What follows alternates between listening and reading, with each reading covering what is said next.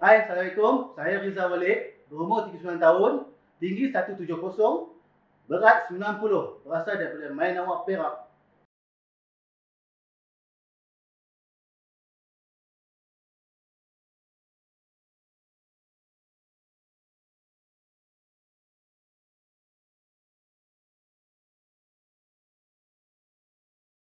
Ikut cakap aku. Kau takkan dengar cakap aku kan? Aku dah kata, plan itu kita bersama. Kau tahu sekarang ni. Sekarang ni, orang cari aku tu. Bukan cari kamu.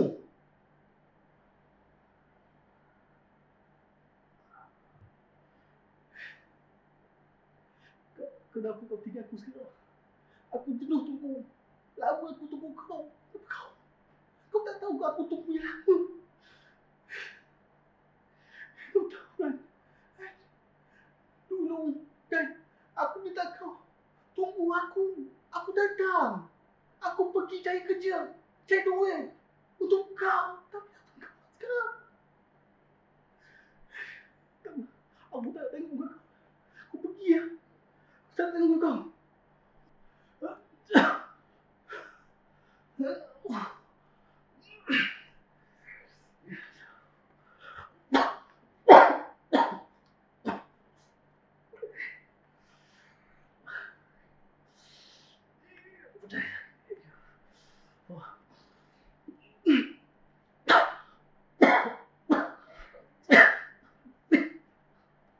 Action. Apa tu? Uish. Aku tak nampak betul tadi. Kat situ tadi dia. Betul. Kenapa kat situ tadi? Aku suka. Aku suka.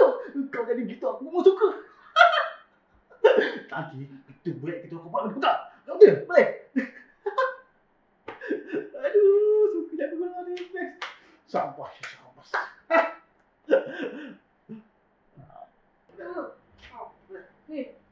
Tidak, kamu ke sini. Ayah buat apa ni? Ha?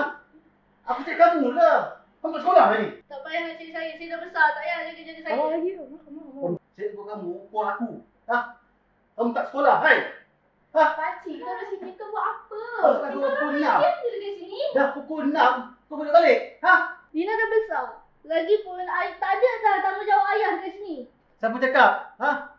Kamu tu tanggungjawab aku lagi. Tahu? Dah pukul 6 ni, tak balik lagi. Kenapa ayah cari saya? Saya tahulah jalan balik. Saya tahulah rumah saya dekat mana. Kamu dah melampau dah ya sekarang? Ya, ayah bersama lah. Ayah pun dulu kaki judi lah. Masa ada Rama, ayah bersama.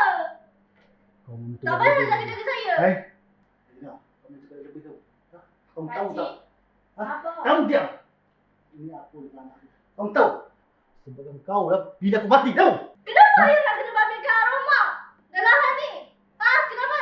Kau lupa ha? Sebabkan kau lah ha? Mak kau mati. Ajar maut dekat tangan Tuhan. Bukan dekat tangan saya. Bukan saya yang bunuh mak. Ayah tak tahu ke? Dulu masa mak sakit, ayah pergi main judi. Mak meninggal. Bukan disebabkan saya lah. Dina, sabar. Cermin diri ayah dulu. Semuanya sebab ayah lah. Bukan sebab saya lah. Masa mak sakit, saya yang jaga mak. Bukan ayah. Ayah minta maaf. Tahu ayah salah. Tahu ayah salah.